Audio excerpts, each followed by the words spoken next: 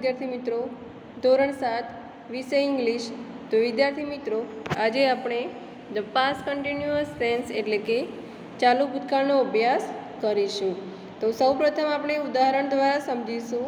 આઈ એમ રોહિત એટલે કે હું રોહિત છું। I was reading the newspaper at 7 AM એટલે કે હું સવારે 6 વાગે વર્તમાનપત્ર વાંચી રહ્યો હતો। એટલે કે મિત્રો, કોઈ પણ ક્રિયા પૂરી થઈ ગઈ હોય તેવું દર્શાવવા માટે શું વપરાય છે? ચાલુ ભૂતકાળનો ઉપયોગ થાય છે। વી આર સ્ટુડન્ટ્સ એટલે કે અમે વિદ્યાર્થીઓ છીએ। વી વેર સિટિંગ ઇન ધ લાઇબ્રેરી કે અમે પુસ્તકાલયમાં બેઠા હતા। લુક હી ઇઝ સોનુ કે જુઓ તે સોનુ છે। He was singing on the stage કે તે સ્ટેજ પર ગાઈ રહ્યો હતો। Sheetal was watching a film at that time Sheetal તે સમયે ફિલ્મ જોઈ રહી હતી। My father was going to the bank કે મારા પિતાજી બેંક જઈ રહ્યા હતા। My friends were playing volleyball in the compound કે મારા મિત્રો મેદાનમાં વોલીબોલ રમી રહ્યા હતા। તો ઉપરોક્ત આપણે ઉદાહરણ જોયા, તેમાં was reading, were sitting, was watching, was singing, was going, were playing એટલે કે અનુક્રમે વાંચવાની, બેસવાની, જોવાની, ગાવાની, જવાની અને રમવાની ક્રિયાઓ પહેલાં ક્યારેક કે કોઈ સમયે ચાલુ હતી તેવું દર્શાવવા શું વપરાય છે મિત્રો? ચાલુ ભૂતકાળ વપરાય છે। એટલે કે ભૂતકાળમાં કોઈ ક્રિયા ચાલુ હતી કે થઈ રહી હતી તેવું દર્શાવવા માટે પુરુષવાચક સર્વનામ, વિશેષ નામ કે સામાન્ય નામ સાથે ટુ બીનું ભૂતકાળનું રૂપ એટલે કે વોઝ અથવા વેર અને પછી મૂળ ક્રિયાપદનું આઈએનજી વાળું રૂપ મૂકવામાં આવે છે।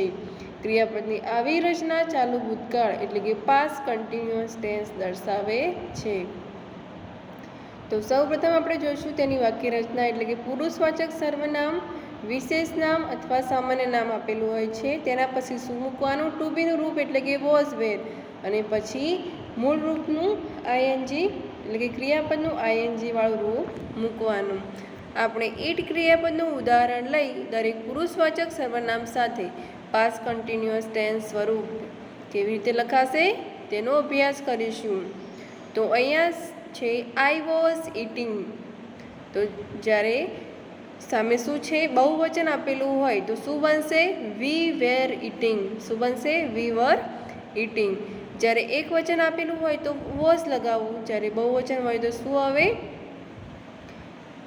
વેર આવે છે। તો આઈ, વી, યુ, દે આપેલું હોય તો વેર આવે, જ્યારે હી, સી, ઇટ આપેલું હોય તો શું આવે? વોઝ। યુ વેર ઇટિંગ તો તેનું બહુવચન શું બનશે? You wear eating. He was eating, she was eating, it was eating તેનું શું બનશે?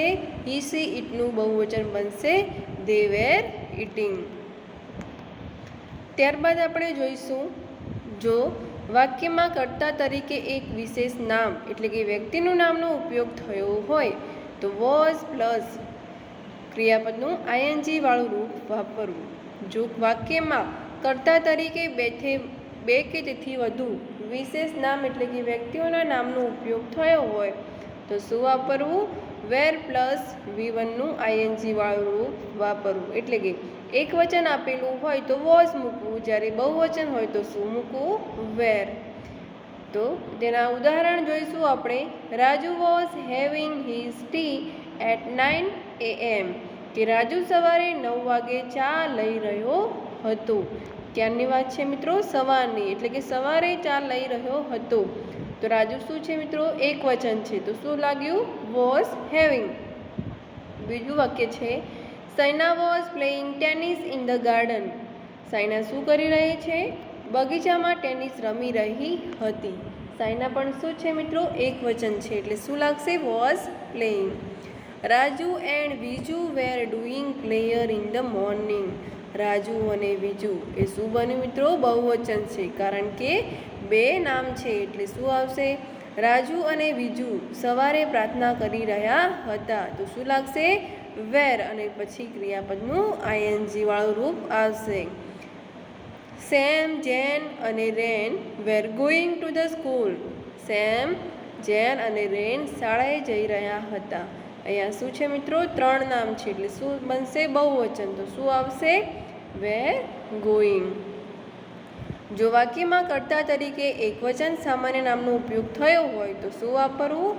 વોઝ પ્લસ વી વનનું આઈએનજી વાળું રૂપ વાપરવું. જો વાક્યમાં કર્તા તરીકે બહુવચન સામાન્ય નામનો ઉપયોગ થયો હોય તો વેર પ્લસ વી વનનું આઈએનજી વાળું રૂપ વાપરવું. હવે તેના આપણે કેટલાક ઉદાહરણ જોઈશું.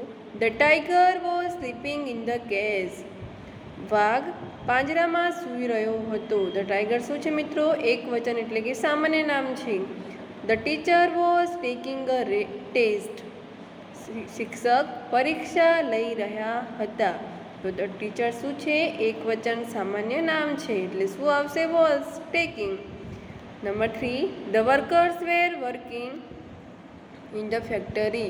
એટલે કે કામદારો કારખાનામાં કામ કરી રહ્યા હતા. વર્કર્સ એટલે ઘણા બધા કામદારો છે તો શું લાગશે? બહુવચન એટલે were working. Girls were reading a poem. છોકરીઓ કવિતા વાંચી રહી હતી. ગર્લ્સ પણ શું છે મિત્રો? બહુવચન છે એટલે શું આવશે? વેર રીડિંગ. તો અંગ્રેજી ભાષામાં કેટલાક શબ્દો ક્રિયા દર્શાવે છે. આવા શબ્દોને શું કહેવાય છે? ક્રિયાદર્શક શબ્દો કહેવાય છે. અંગ્રેજીમાં ક્રિયાદર્શક શબ્દોને એક્શન વર્ડ્સ કે વર્બ્સ કહેવામાં આવે છે. વોઝ અને વેર ટુ બીના શું છે? ભૂતકાળના રૂપો છે. ચાલુ ભૂતકાળના ટુ બીના રૂપો વોઝ, વેર સહાયકારક ક્રિયાપદનું કામ કરે છે. અંગ્રેજી ભાષામાં કેટલાક શબ્દો કે શબ્દ સમૂહ જેવા કે ધેન, એટ ધેટ ટાઈમ ચાલુ ભૂતકાળ દર્શાવે છે. My father was watching TV then. એટલે કે મારા પિતાશ્રી તે સમયે ટીવી જોઈ રહ્યા હતા. She was writing a letter at that time. એટલે કે તેણીએ તે સમયે પત્ર લખી રહી હતી. અને એટ ધેટ ટાઈમ અને ધેન આપેલું હોય, જો તમને આવા સમયદર્શક શબ્દો જોવા મળે તો તમારે ચાલુ ભૂતકાળ છે તેમ સમજવું. જ્યારે ભૂતકાળમાં કોઈ એક ક્રિયા થઈ ત્યારે બીજી ક્રિયા થઈ રહી હતી. એક ક્રિયા પૂરી થઈ ગઈ ને ત્યાં બીજી ક્રિયા શરૂ હતી તેવું દર્શાવવા માટે પણ શું વપરાય છે? ચાલુ ભૂતકાળ વપરાય છે. મોટે ભાગે આવી રચનામાં ચાલુ ભૂતકાળનું વાક્ય વેન કે વાઇલથી શરૂ થતું હોય છે. વેન કે વાઇલ એટલે કે જ્યારે અને ત્યારે. ત્યારબાદ આપણે જોઈશું તેના ઉદાહરણ. When she was playing her holidays એને told her about the pending work. એટલે કે જ્યારે તે રજાનું આયોજન કરી રહી હતી ત્યારે એનીએ તેને અધૂરા કામ વિશે વાત કરી. While Arjun was going to bed. Arjun શું કરી રહ્યો હતો? જ્યારે અર્જુન ઊંઘવા જઈ રહ્યો હતો ત્યારે his friend came to meet him. ત્યારે તેનો મિત્ર ત્યાં આવ્યો. હવે તેના આપણે ચાલુ ભૂતકાળના નકાર વાક્યો સમજશું. ચાલુ ભૂતકાળમાં નકાર વાક્યો બનાવવા માટે ટુ બીના રૂપ વોઝ કે વેર પછી શું મૂકવામાં આવે છે? નોટ મૂકવામાં આવે છે. તો સૌપ્રથમ શું રાખવાનું છે? કર્તા, પછી ટુ બીનું રૂપ એટલે કે was were plus not plus ક્રિયાપદનું આઈએનજી વાળું રૂપ પ્લસ કર્મ પ્લસ અન્ય શબ્દો. કર્તા તરીકે પુરુષવાચક સર્વનામ એક કે વધુ વિશેષ નામ અથવા એકવચન કે બહુવચનને સામાન્ય નામ હોઈ શકે છે. કર્તા સાથે ચાલુ ભૂતકાળમાં નકારાત્મક ક્રિયાપદનું સ્વરૂપ નીચે પ્રમાણે રહેશે. તો આપણે નકાર વાક્યો કઈ રીતે બનાવીએ તેનો આપણે અભ્યાસ કરીશું. અહીંયા છે પુરુષવાચક સર્વનામ, વિશેષ નામ, સામાન્ય નામ પ્લસ નકાર પ્લસ ક્રિયાપદનું સ્વરૂપ. પુરુષવાચક સર્વનામ, વિશેષ નામ, સામાન્ય નામ પ્લસ નકાર એટલે ક્રિયાપદનું સ્વરૂપ મૂકવું. અહીં છે આઈ વોઝ નોટ પ્લેઇંગ. તો સામે શું બનશે બહુવચનમાં? વી વેર નોટ પ્લેઇંગ. જો એક વચન આપ્યું હોય તો વોઝ, બહુવચન હોય તો શું લાગશે? Were. You were not playing. તો શું બનશે? You were not playing. અહીંયા છે he was not playing, she was not playing, it was not playing, તો તેનું બહુવચન બનશે દે were not playing.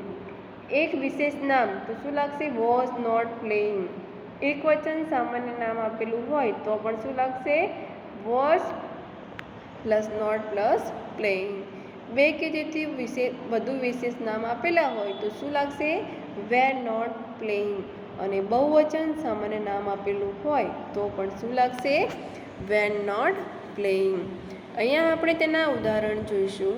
My mother was not cooking in the kitchen at that time. એટલે કે મારી મમ્મી તે સમયે રસોઈ બનાવી રહી ન હતી. અહીંયા શું આવશે? Was not. માય મધર એક વચન છે એટલે શું આવશે? Was not cooking. They were not waving their hands. અહીંયા શું છે? દે એટલે બહુવચન છે, શું આવશે? Were not. She was not reading a novel when her father came. અહીંયા શું છે? સી એ એક વચન છે એટલે શું આવશે? Was not reading. Number 4, children were not making noise in the classroom when the principal came. તો શું આવશે? ચિલ્ડ્રન છે તે શું છે મિત્રો? બહુવચન છે એટલે શું લાગશે? Were not making. Number 5, I was not watching a film yesterday at 8 PM. I છે એક વચન છે એટલે શું લાગશે? વોઝ. શું આવશે? Was not. હવે આપણે ચાલુ ભૂતકાળ ધરાવતા વાક્યોમાં નામ કે સર્વનામ અને ટુ બીના રૂપ વોઝ કે વેરની ફેરબદલી કરી ઉલટ પ્રશ્નો બનાવી શકાય છે. એટલે કે પ્રશ્નાર્થ વાક્યો બનાવી શકાય છે તેનો અભ્યાસ કરીશું. ઉલટ પ્રશ્નોના યસ કે નોનો ઉપયોગ કરી ટૂંકા કે પૂર્ણ જવાબ આપી શકાય છે. યસનો ઉપયોગ કરી હકારાત્મક, જ્યારે નોનો ઉપયોગ કરી નકારાત્મક જવાબ આપી શકાય છે. જો તમારે હકાર વાક્ય બનાવવું હોય તો યસ આવશે, જ્યારે નકારમાં શું લાગશે? નો. ટૂંકા જવાબ આપતી વખતે યસ કે નો પછી કર્તા તરીકે આવતા વ્યક્તિ, પ્રાણી, પક્ષી કે વસ્તુની જગ્યાએ તેને સંબોધતું સર્વનામ વપરાય છે. તો તેના આપણે ઉદાહરણ જોઈશું હવે. Mehul was singing a song. Mehul ગીત ગાઈ રહ્યો હતો. તો તેનું આપણે પ્રશ્નાર્થ વાક્ય શું બનશે? Was Mehul singing a song. કે શું મેહુલ ગીત ગાઈ રહ્યો હતો? અહીંયા શું લાગશે મિત્રો? વોઝ અને વેર આગળ આવશે અને તેની પછી શું આવશે? કર્તા આવશે અને છેલ્લે આવશે question mark. Yes he was એટલે કે હા તે ગાઈ રહ્યો હતો, અને નો હી વોઝન્ટ એટલે કે ના તે ગાઈ રહ્યો ન હતો. Number 2, the players were playing football. ખેલાડીઓ શું કરી રહ્યા હતા? ફૂટબોલ રમતા હતા. વેર ધ પ્લેયર્સ પ્લેઇંગ ફૂટબોલ. કે શું ખેલાડીઓ ફૂટબોલ રમતા હતા? તો યસ દે વેર એટલે કે હા તેઓ રમી રહ્યા હતા. નો દે વેરન્ટ એટલે કે ના તેઓ રમી રહ્યા ન હતા. છોટું એન્ડ મોટું વેર રનિંગ ફાસ્ટ એટલે કે છોટું અને મોટું ઝડપથી દોડી રહ્યા હતા. તો તેનું શું બનશે? વેર છોટું એન્ડ મોટું રનિંગ ફાસ્ટ. કે શું છોટું અને મોટું ઝડપથી દોડી રહ્યા હતા? તો યસ દે વેર એટલે કે હા તેઓ દોડી રહ્યા હતા.